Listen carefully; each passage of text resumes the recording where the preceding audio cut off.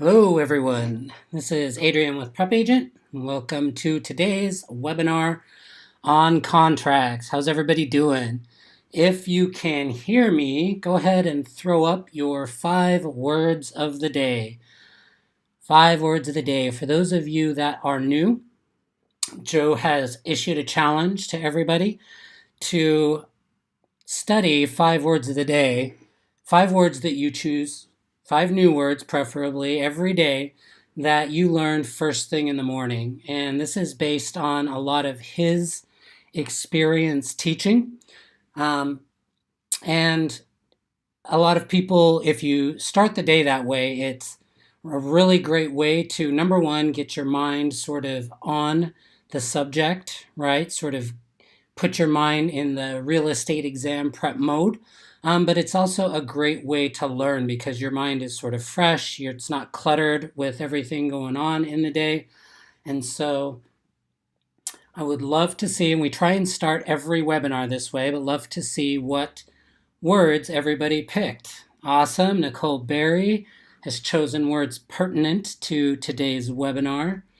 Valid contract, voidable, executed contract, and implied. We're going to talk about some of those in a little bit. Tracy did some of the same. Codicil is similar. Beth went with some deed type stuff. Nice. I love to see the grouping of sort of words that are all connected together. Good luck, by the way, to everybody who's taking their exam soon. All right, I've seen codicil come up a couple of times. Can somebody tell me, somebody who is not one of the people who studied it, I think that's Tracy and Vanessa, but what is a codicil? What is a codicil? As soon as I see the definition for that in the chat window, we will get started for the day. And by the way, my apologies if I sound a little more congested than normal. I am getting over a little illness, and that's why we got started a minute or two late. I had to go remove all the frogs from my throat. But I think I am ready to go. I can see that you all are ready to go. So in addition to a will or an amendment, great job. That's what we're talking about with the codicil, very specific to a will. Real quick, what is an addition or change to a contract? What is an addition or change to a contract? Or modification to a contract? So codicil is specific to a will. What about to a contract in general? Thanks, Blanca. I am feeling way better than I was earlier this week. Alicia wants to know more about Regulation Z. We talk about Regulation Z with practice and disclosures, I believe. Practice and disclosures. Yeah, pretty sure about that. Novation is what I was looking for regarding a change or addition to a standard contract. Novation covers all of that. Nice job, everybody. Way to get warmed up. Looks like everybody's ready to rock. So before we really get into this, I want to touch on a couple things. One, based on some feedback that we've gotten right now, when you're taking your practice exams, if you choose not to check anything here on the answer, right, and you just click check answer, it moves you forward, but basically tells you that you got the answer incorrect. The reason that we do that is so that people who are studying from the practice exams don't really have to make a choice. They can just sort of roll through the exam and see what the explanation is without having to worry about being either right or wrong. But we have gotten some requests recently to not be able to choose an answer or to check an answer unless you choose an answer. Which do you all prefer? Do you like the way that we have it now, where you can sort of move forward without having to choose an answer? Or do you think you would prefer it if you could not progress forward to the answer unless you had chosen an answer. What do you think? Vanessa likes it how it is now. Sandra agrees. A lot of you are ready to roll and already answering the question.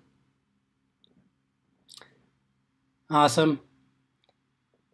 I think we have our answer. The consensus is that it's good the way that it is, or a few people don't really care one way or the other. But that lines up with sort of what we were thinking as well. A couple people would like to choose an answer. Okay, great. That's great feedback. The other thing I wanted to touch on before we launch into the questions on the board here has to do with learning and studying in your exam prep. And this came up with a member that I was talking to earlier this week. And mostly I'm speaking to anybody who might feel like, you've been putting in your time, you use all the tools and you study, but maybe you've like hit a wall, right? Like no matter how much time and effort you put in, maybe on some of the categories, for example, in the practice exams, you just can't break 70%, or you get stuck at like 70 to 75%. And regardless of what you do, you don't really seem to be able to move past that. So I want to tell a little story real quick about a friend of mine. And this friend is trying to become an independent sales agent for a medical grade device, which is based on a lot of science and technology that's really hard to learn, right? And so while she's like trying to learn all of this really difficult content, pretty similar to how real estate is, she would read the stuff in a book and, like kind of get what she was studying, but it would either disappear from her mind pretty quickly or it just didn't make enough sense. So that when she was trying to give her sales presentation, it really wasn't coming across as very confident. She wasn't sure she knew what she was talking about, right? So what we tried initially was repetition. She was just sort of trying to read through an entire book and just see how things went. And so what we talked about was getting her more repetitions on the concepts that gave her trouble. So on something that she wasn't too sure about, she would just sort of read the same thing over and over, or maybe watch the same video over and over. And she saw a little bit of progress from that, a little bit of progress, but it wasn't what she wanted. Like she wasn't seeing or getting the results that she was really happy about. But she didn't give up. She started working on her own and experimenting with different ways. And what she started doing was actually kind of like what you hear about actors doing. When she would come up on a concept or term that was really giving her trouble, she would repeat it out loud. And sometimes she would repeat it to herself, 3, 4, 5, 6, 7 times in a row. Just repeat the same thing over and over and over. The next day, she would go back to that same concept and do the same thing. Say it out loud. Repeat it to herself over and over and over. After a few days of this, she would find that she didn't really need to think about it. Once she started saying it out loud, the information would just sort of come to her. Well, there was a few days where sort of life got in the way. She didn't have a chance to go over this. And this is after about 3 weeks of doing this and working on this 30-minute presentation. So she took a break for 4 days because of some other things she had to do. We weren't in touch. And then when we got together and she gave me her sales presentation, it was like bam, bam, bam. She was just rolling this stuff off like she was the one who came up with it. And the sort of moral of this story, I guess, is that, like she continued to evolve her study practices until she found a way that worked for her. And looking back, she's a verbal communicator. It sort of makes sense that repeating it to her out loud helped her retain the information in a way that she couldn't, studying in the way that everybody else told her to study. And so the point of this is really, if you're if you've hit that situation for yourself, experiment with your study practice. Maybe try what my friend did. Try repeating it out loud and see if that makes a difference, and doing the repetitions over and over for a few different days. If that doesn't work for you, maybe try writing it. Like if you come across a concept in a practice exam and you miss the question and you should have got it, look it up, try writing it or saying it out loud, whichever works for you, whichever way you find works for you, and do that for several days and see if you can find some progression there. Other people learn in a different way. For example, for something to stick with me, I have to sort of research why it is the way that it is. I have to understand the nuts and bolts behind it, sort of the logic about how a contract works. And once I figure that out, I can retain the information. The point is that we're all unique, we're all very different, and just because the way that we're doing something stops working for us doesn't mean that we can't learn it, or that we're stupid, which some people can feel, or that it's above us. Joe often says, and he's right, this stuff isn't rocket science, but it is challenging. So, my challenge to you, if you're in that situation, is to experiment with your study practice and find the way that works for you. And I can see that a bunch of you are putting out some of the techniques that work for them. But figure out what works for you and follow that, and see if you can get some progression there, because you might find what works for you. And that's the point. All right, so now it is absolutely time to talk some real estate. And hopefully a couple of people got some good ideas of what might work for them going forward. So without further ado, let's get into the questions on the board. And thank you all for putting up your own techniques that work. I know for some of you, this isn't so much of a challenge, but for those of you that are, you might see something that really helps. All right. Broker Dave has an exclusive agency listing to sell a $200,000 home for owner Jones. Before the listing expires, the home was sold through Jones' own efforts to a friend, and Dave was refused payment of any commission. Dave is legally entitled to receive from Jones A, no commission, B, all expenses that he incurred when advertising the property, C, a full commission, or D, 1/2 of a commission. What do you think? And you're welcome to everybody that might be helped by that. Our goal is to really help you get past this exam, and sometimes learning is as much of a challenge as the information, right? Real quick, while y'all are answering this, we've got a little grammar issue with this one, so I'm going to send that to myself. And if Broker Dave has an exclusive agency listing to sell a $200,000 home for owner Jones, before the listing expires, if the home was sold through Jones' own efforts to a friend and Dave was refused payment of any commission, Dave is legally entitled to receive from Jones A, no commission. And the reason for that is because it's an exclusive agency listing, which will only guarantee commission for the licensee if any other licensee sells it. Exclusive agency allows the owner to find their own buyer without having to pay a commission. Great work, everyone. Oh, we've got Jones again. He's pretty popular. Jones goes into a restaurant and orders lunch. At the end of the meal, is he legally obligated to pay the check? A, no, because strictly speaking, Jones did not promise to pay. B, yes, but only if Jones is a legal adult. C, yes, because by ordering, Jones entered into an implied contract to pay for the meal. Or D, yes, because Jones is liable through the process of novation.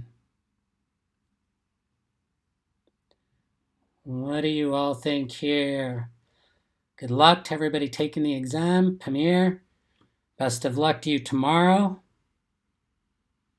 Wake up and do a little review. do your morning exercises, eat a good breakfast. You'll be in a good place to go take your exam. Nice job here. Jones goes into a restaurant and orders lunch. At the end of the meal, is he legally obligated to pay the check? The answer is C. Yes, because by ordering, Jones entered into an implied contract to pay for the meal. It's one of the most common implied contracts that we all encounter. Next question. When is a contract said to be discharged? A, when the contract is in dispute. B, when there are further actions to be taken. C, when most of its basic terms have been accomplished. Or D, once all of its terms and conditions have been met. Elma something or another asks, is it kind of a bill of sale? The receipt that you get is a bill of sale, but the implied contract enters when you order food, knowing that it comes at a cost and the expectation is that you're going to pay for the meal at the end of it. So the contract is implied at the point that you order. Make sense? Nice work on this question. When is a contract said to be discharged? D, once all of its terms and conditions have been met. That will discharge the obligations of a contract. Also, mutual agreement to terminate a contract can discharge the obligations, and that's what we talk about when we say discharged. It's the further obligations of the contract. Next up, a lease contains an assignment clause requiring the consent of the landlord. If the lessee assigns the lease without approval, the assignment is A, voidable, B, void, C, valid, or D, illegal. What do you think here? Alejandra, we go into trust deeds a little bit more, both in finance and property transfer.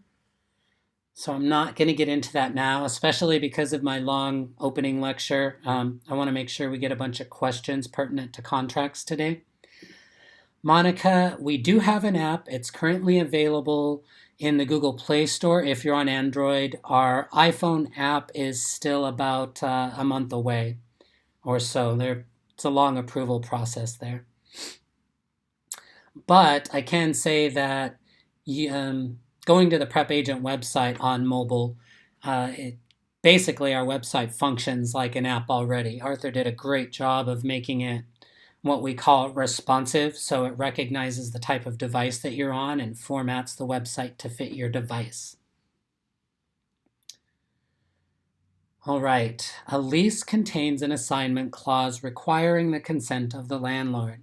If the lessee assigns the lease without approval, the assignment is A, voidable, right? And the reason for that is because the landlord must give consent to an assignment clause, especially if the assignment clause requires the consent of the landlord. So the landlord now has the option of allowing the assignment, or if the landlord decides that he doesn't like the person that the lease was assigned to, or for whatever reason, doesn't consider them a good fit, maybe financially for the place, then the landlord has the option of voiding it.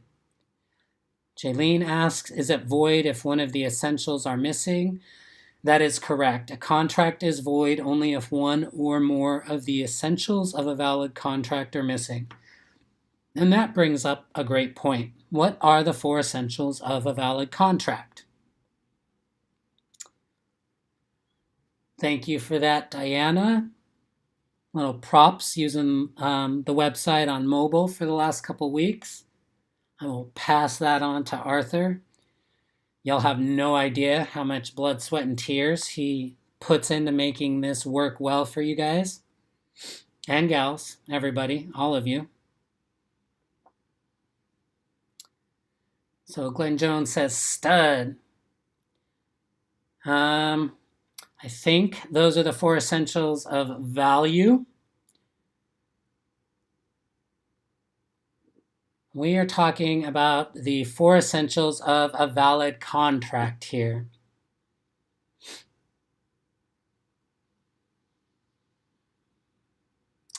So, mutual consent, capable parties, lawful object, and consideration. Great job, Nicole, Marta, and everybody who got that right. Is consideration money? Quick question. Is consideration the same as the payment of money? What do you think? Harrison asks, lessee in this case is the tenant? Correct. If you go to our articles and look up EE-OR, Joe did a great video on the EE-OR rule and the difference between a lessee and a lessor. The lessee is the person receiving, the lessor is the person giving the lease in this case. So the lessee is the tenant. That is correct. Regarding consideration being payment, the answer is no. It's a straight up no. And the difference is that a consideration is a promise for an exchange of something of value.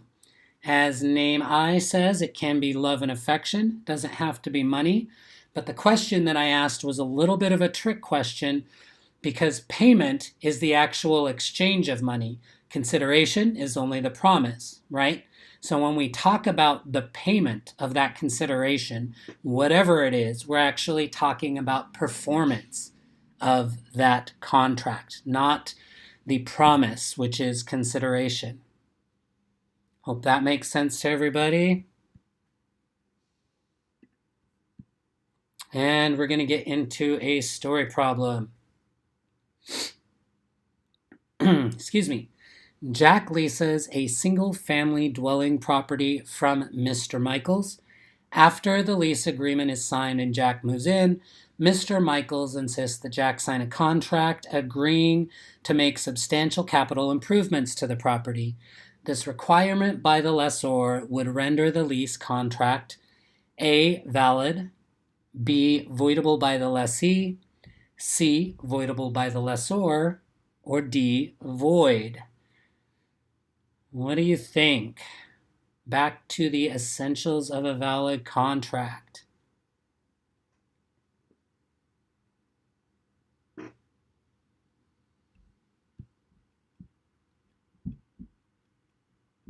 What do you think here?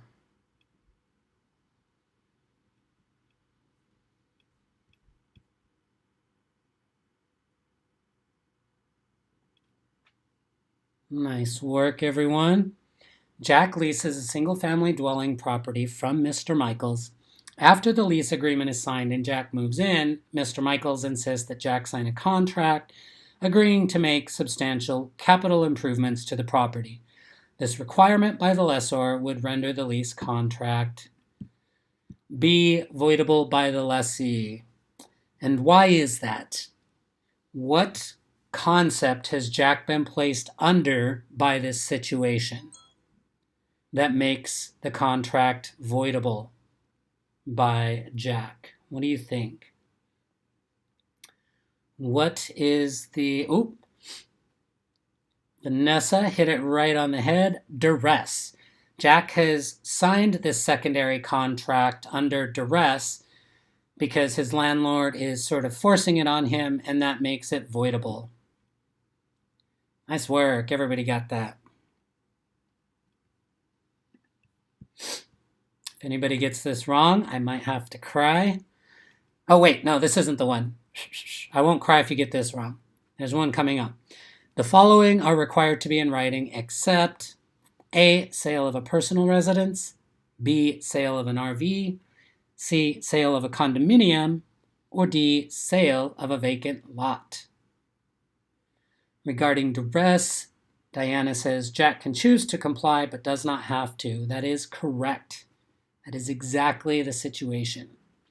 Contracts signed under duress can be followed through, and that's what makes it voidable, because the Jack in that case has the option of following through but doesn't have to. So in this case, the following are required to be in writing except B, the sale of an RV.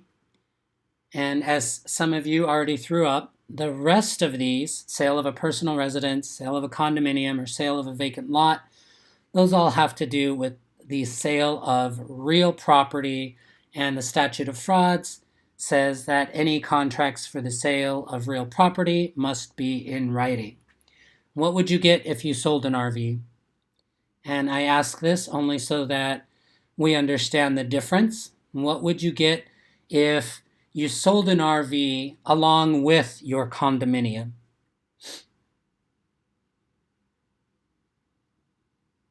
Nice job, Carrie Emmer. Bill of sale. Fist bump.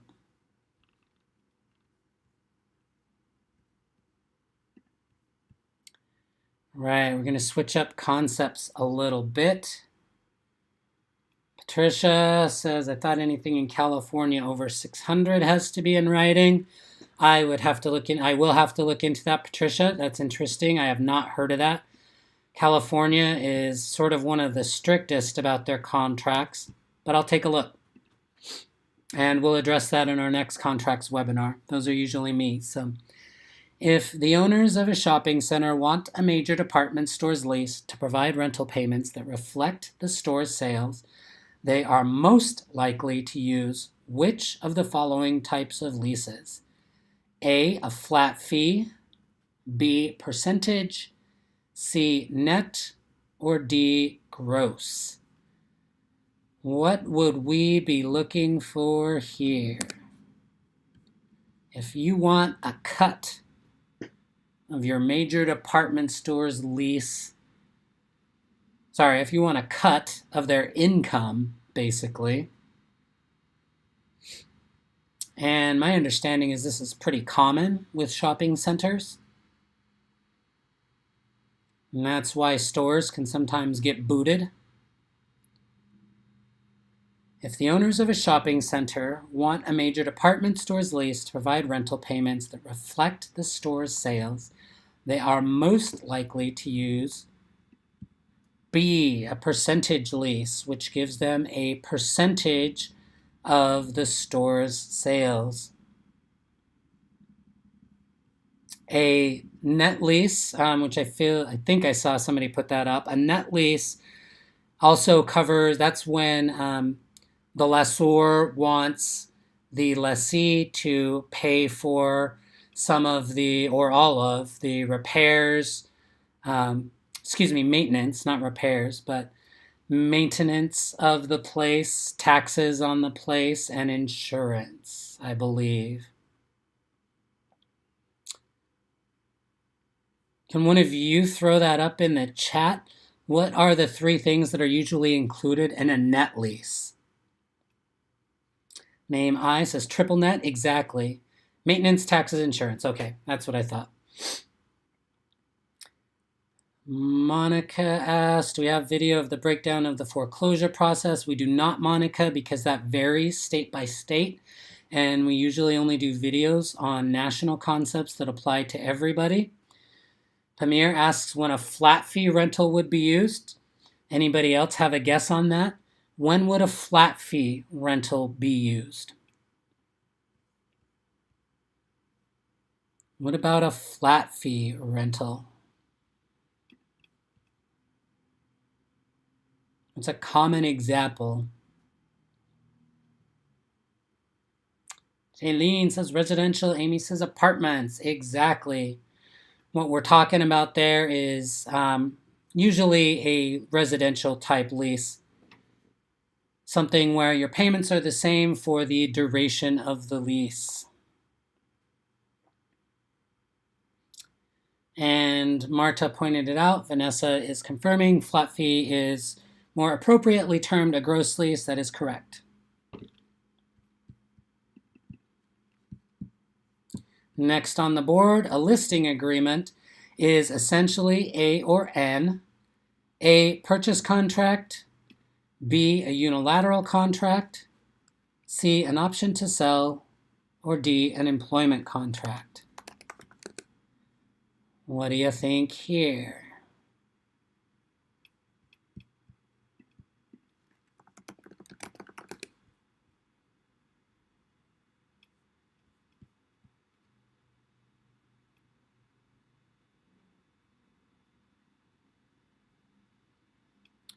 This is a little bit of a tricky one because a listing agreement is essentially an employment contract. So our explanation down here is a little bit off base because a listing agreement can be a bilateral contract. What are the examples of bilateral contracts in relation to listing agreements? What do y'all think? What are examples of bilateral listing agreements? Or, listing agreements that are bilateral contracts. And there are two that we talk about most often. So, promise for a promise. That explains a bilateral contract. But what are the two types of listing agreements? Exclusive right to sell, that is one. And exclusive agency is the other. And the difference between those, again, exclusive right to sell guarantees the signed broker a commission regardless of who finds a buyer. And exclusive agency guarantees the signed broker a commission if any licensee finds a buyer, but allows the owner to find their own buyer without having to pay a commission. So what is the one type of listing agreement that is only a unilateral contract? Any ideas there? The type of listing agreement that is a unilateral contract.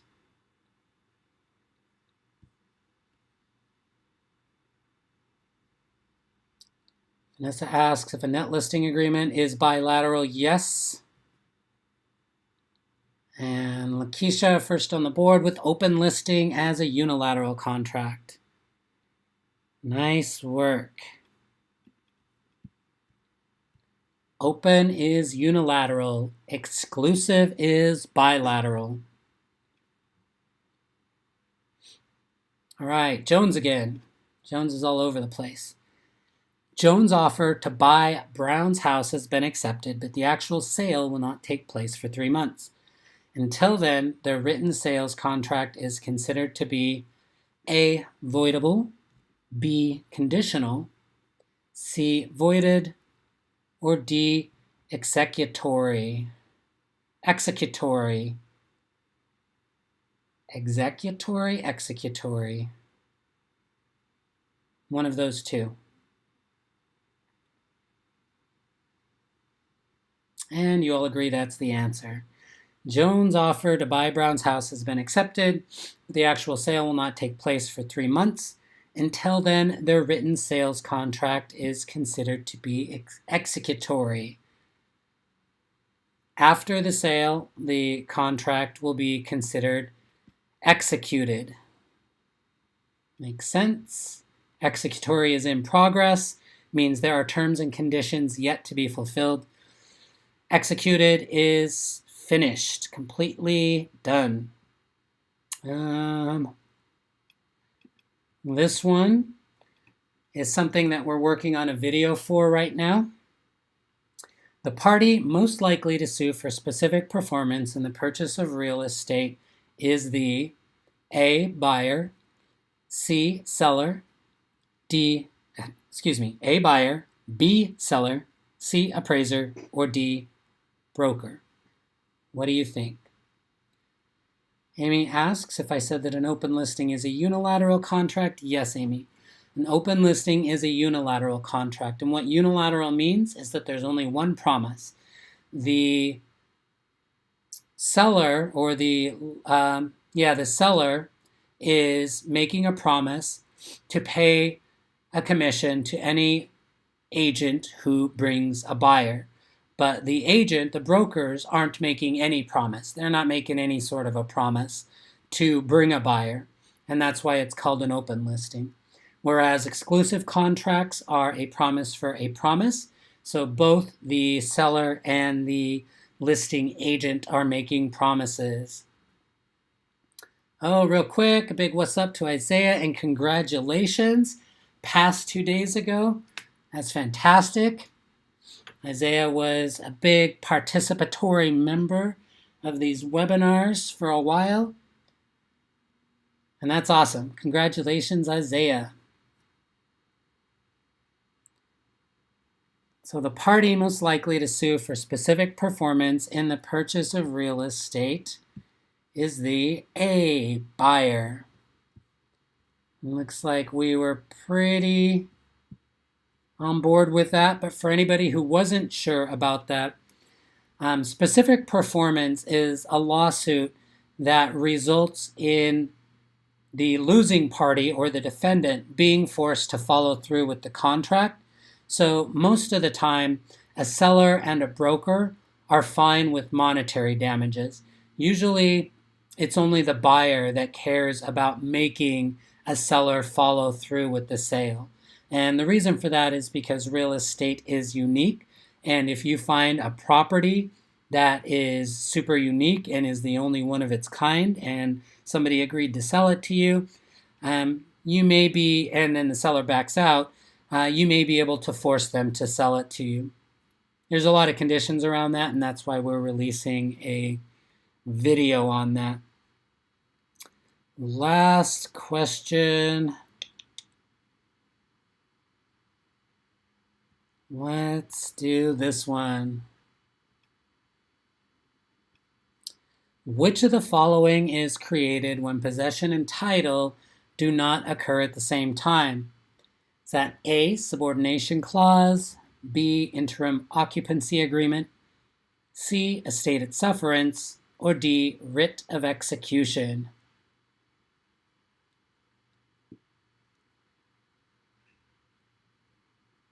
Thank you, Isaiah, for the support to everybody else. He says, y'all stick this studying thing out and the results will be the same for you. That is absolutely true. Like we talked about at the beginning of the webinar, it's not a matter of if, it's a matter of when. When there's a will, or where there's a will, there's a way. So if your will is strong enough, you will find a way. Snoo asks, Isaiah, what was your process for studying? If you're still here, Isaiah, we'd love to hear that. What got you past the exam?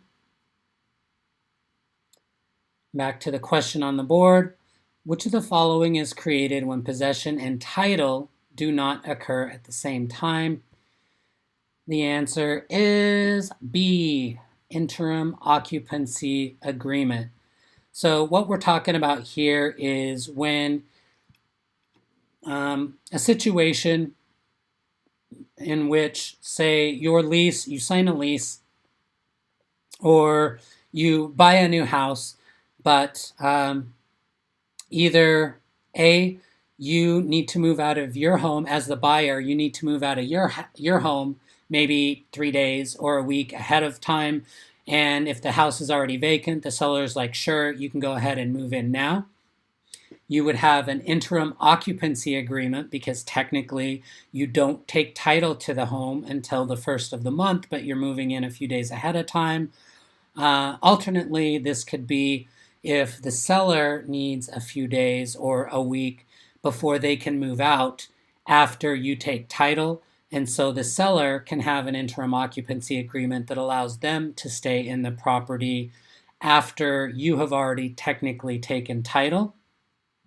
Does that make sense? Looks like it makes sense. All right, that's going to do it for today, everybody. Hope you got something out of the webinar today.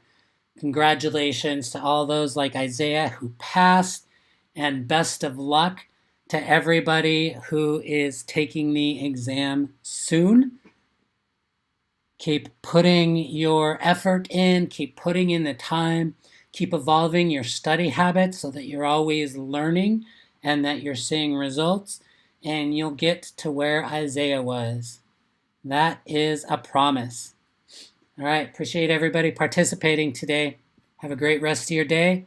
We will see you tomorrow at 9 a.m. Pacific, 12 p.m. Eastern. Joe should be back on the mic. Have a great night. Lots of good studying done.